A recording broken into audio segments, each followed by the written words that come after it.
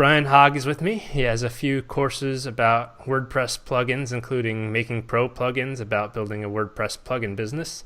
He also has some profitable plugins himself, like the event calendar newsletter, and he's got a new MailChimp plugin called ChimpBridge. And hopefully he'll tell us a little bit about that and how his courses have maybe affected his plugin business. So thanks for joining us, Brian. No problem. Thanks for having me. Yeah, hopefully I've had some experience doing plugins when I'm teaching people how to launch and run plugin businesses. Exactly. You never know, though. There are a lot of people that I feel skip right to the teaching part without the doing part. That is fair. Definitely seen that, yes. So let's start with the courses. So obviously, like you said, you had these plugins first. When did you decide to build the course, and what was your motivation for building the Making Pro Plugins course?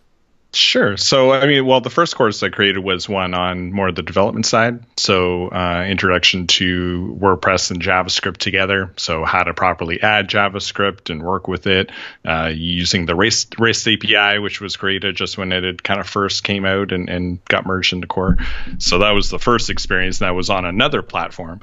And then this one was just really to teach people as much as I could about launching. And, obviously there's no guarantees. It's not like you buy the course and then you'll launch a successful plugin, right? Like ChimpBridge, like you mentioned, is not really doing well. And that was launched as part of the course. So it's really to get a plugin out there quicker and to make it easier to maintain over time. So Gotcha. It took a few months to get it off the ground, I guess. Like, I'm happy that I'm, in a mastermind with some other plugin developers and, got a lot of friends in the WordPress space and who are very, encouraging, because I just kept thinking, I'm not Pippin Williamson. I'm not, this huge name in the WordPress space. Then, who am I to be creating this course on launching a plugin? But, a couple of people said it really well, where it's like, well, you've done it more recently. Right. Like you're kind of closer to the starting point, I guess, and so you remember it better. Right. And people thought that the videos were good and the feedback's been great. So, it was really just to save as much time as possible and get over some of those, technical decisions that can maybe hold people back. That really it's just, pick a way to do it and just go for it. Like, you don't need to spend months thinking of the perfect way to sell it. Just get it online, get some feedback, get it out there as soon as possible. So, that's kind of. And I feel like no matter where you're at, you're still going to run up against a little bit of imposter syndrome. So yes, exactly. So it's great to have people to help me work through that for sure. Yeah. So you said your first course was the plugin development course, and you said that was on a different platform? Yeah, so that was with Pluralsight, which is like Lynda and Udemy. They started out in the .NET space, and they kind of opened up to, I think they have courses on Photoshop and WordPress and other open source platforms. So so that was a good experience to at least get a first online video course out there, because you work with an editor and people review it, and not super in depth, but at least you get some feedback. They provide a little bit of training on your setup and stuff like that. So, Gotcha. So it was a good experience to get out there. But I just knew, for the second one, it was one that I wanted to do on my own platform. So what's the difference? What's the difference been between launching on a platform where, like, I'm assuming they did a little bit of promotion for you versus launching on your own? Not really. Yeah, it was more they do a newsletter and email and stuff, and I did kind of pitch to get on there, but didn't. Gotcha. So it's really just people finding it on their own. And actually, I did most of the marketing, or a lot of the marketing for it. And I even set up a system where they would get a code to see it for free. Yeah. But at least they're on my email list. But if they use that code or maybe see it on a free trial, I don't get any viewing credit for that at all. So I'm actually paying for people to see it as opposed to whatever, which is fine. I'm happy people are getting value out of it. Yeah, at least. I guess that makes the choice to move onto your own platform a lot easier. Yep. I have a course on Udemy, and I think they do a pretty good job kind of publicizing the course. At least when you first launch a course, they'll do like an initial push and include it in their campaigns, and then that Sure. dwindles. But Yep. if you have to do the promotion anyway, then you might as well launch it on your own site. Exactly. And have control over your audience, and be able to talk to them, engage with them, as opposed to really have no information on them at all. So Right. yeah. So what have you been doing to promote the new course, the Making Pro Plugins course? Yep. So, well, there was a whole launch campaign. I mean, I did some interviews with people like Robbie over at Beaver Builder and a few others. So they were kind of promoting it and plugging it to their audiences. Did some content marketing, like I did a guest post on Beaver Builder and a couple other places. I'm actually have an upcoming webinar scheduled with Kyle over at Easy Digital Downloads and myself, just a Q&A webinar. And I did one during the launch as well. So a lot of content marketing webinars, just trying to answer questions and learn from them, make sure the course fits the need, and tweak the landing page accordingly, and just provide resources and through my newsletter and through these webinars as much as I can. And if people feel it's a good fit, they can buy it, but Right. definitely don't want to super hard sell. I have done some Facebook ads and got a little boost from that, but most of it's just been kind of organic and through these webinars and stuff. So it sounds like partnerships is maybe your main channel. I think so, yeah, especially for, it focuses on Easy Digital Downloads primarily. There is freemium support as well now. So definitely, it helps them in the sense that it teaches them how to get up and running on the platform quicker. So it decreases their support. So there's definitely some benefit for them to promote it and partner with me to have it as a resource available to their customers. Yeah, So, gotcha. yeah. And you said that ChimpBridge was part of the Making Pro Plugins course launch, or was that? Exactly. So that plugin is one that I actually obtained from someone who was using it for their own clients, but hadn't actually launched it. Mm-hmm. And part of it was he was moving out of the WordPress space into some other platforms and lines of work, but also, same with other people. He didn't really know how to launch it or thought the support would be a nightmare and all that stuff. So he, was basically able to take it over. He continued using it, and, it was a great plugin to use to go through the steps of launching it, separating the free and the pro version, all that good stuff. So it was basically launched while making the course. Gotcha. Right. So that was the plugin I used as the example throughout the videos. That's cool that you're doing work that works for the course material, right. Plus it gives you an asset afterwards. Yep. No, worked well. Yeah, two birds with one stone. Yeah, exactly. So you said that you feel like ChimpBridge is struggling now, though. So that would mean that the translation from like making the course and being an authority, or being viewed as an authority by virtue of teaching this course, doesn't necessarily translate to sales for a plugin. Do you think that that's just because the markets are different, and people who are taking this course may not necessarily need this plugin, or do you feel like you can't really market within a course and within your kind of influencer activities?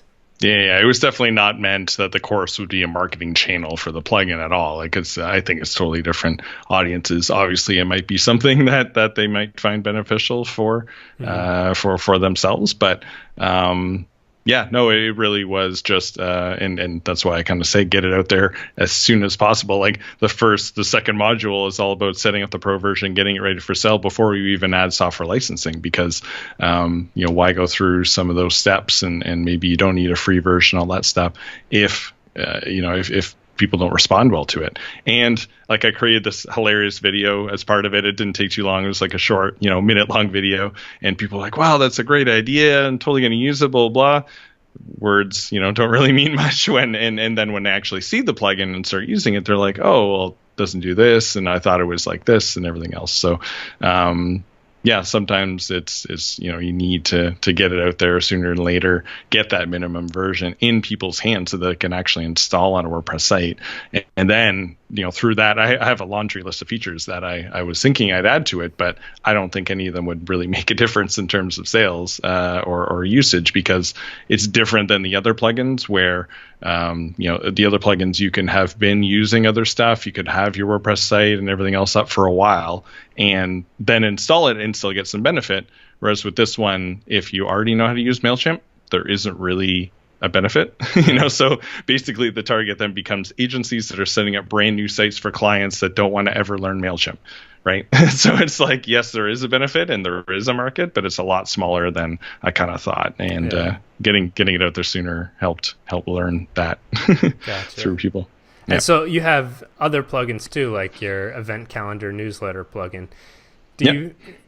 When you were creating the course, were you thinking, okay, well, if by creating this course, I'm going to raise my profile and maybe that will also help my plugin sales because there will be some cross-pollination?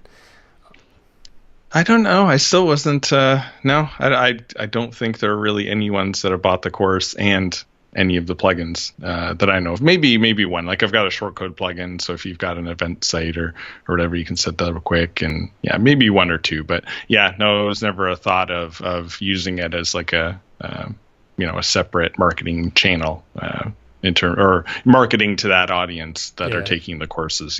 I basically have the stream. The courses are more geared toward, right now anyway, developers and people who are launching plugins, whereas the plugins are kind of a different marketing channel that I can leverage. But I am looking to cross them over where I've got a course planned to teach people how to pick an event calendar and then how to get it launched, get it on your site. So then that'll be where I can start to drop and be like, oh, you want to set up automatic newsletters? Well, look at here. There's the event calendar newsletter. And you want to list your events in a different spot on the site. Oh, look, here's my shortcode plugin, right? So that'll be probably the first foray into the course is meant as a marketing channel for the plugins and vice versa. And why before? Like, why did you create those courses on plugin development first rather than creating a course as a marketing channel first? I mean, it's not that's necessarily true. a bad decision, but for sure. Even making pro plugins is kind of top of the funnel, right? Like the current ladder I could see happening is, okay, come up with an idea, maybe a workshop or webinar, or maybe a more in-depth email sequence on how to come up with an idea and validate it. Because if you don't have an idea, you can't create a plugin. And then, creating a plugin, which is the course I'm working on now on actually like learning to code a plugin. There are other resources out there, but there's no reason why another angle couldn't be there. And then that would lead into potentially making pro plugins. So I did kind of start with the top of the funnel, and maybe that was not the greatest of ideas, but I hadn't done a course for a while, like about a month. And a lot of people were asking these questions, friends who are plugin developers were getting a lot of questions in terms of how do I do this and how do I launch it and what platform, how do I configure this and that.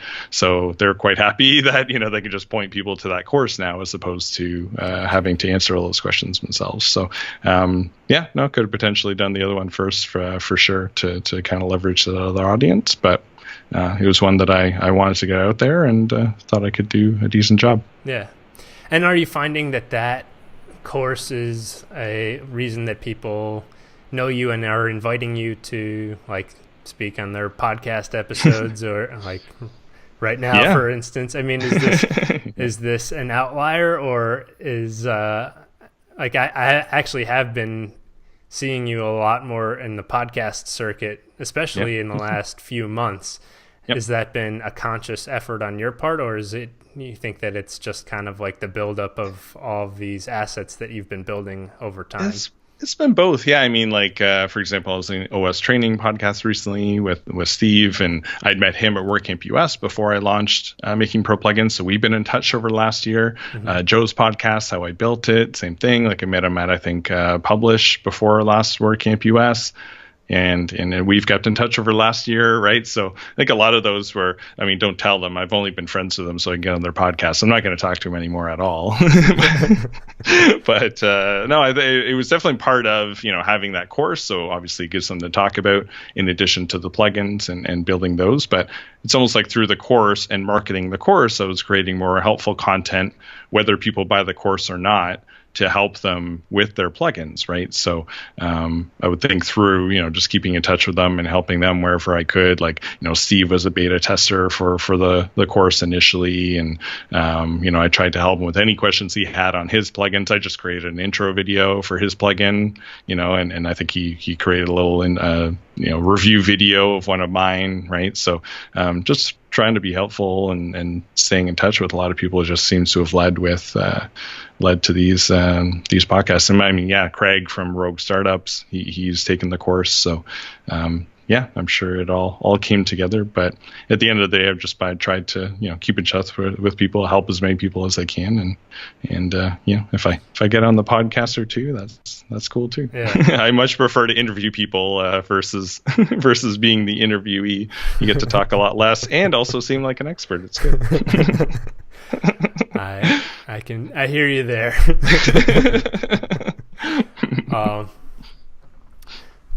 So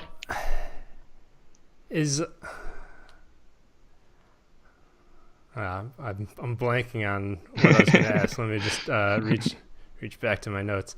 Sure. One question was in your, I think it was the podcast episode on Rogue. Rogue Startups. Rogue Startups, yeah. Craig. Yeah, you were talking about doing outreach to WordPress agencies as a new potential marketing channel for ChimpBridge. What's your process for that?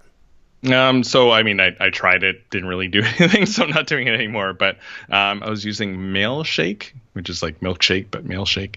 So that was a system where you can, set up a template.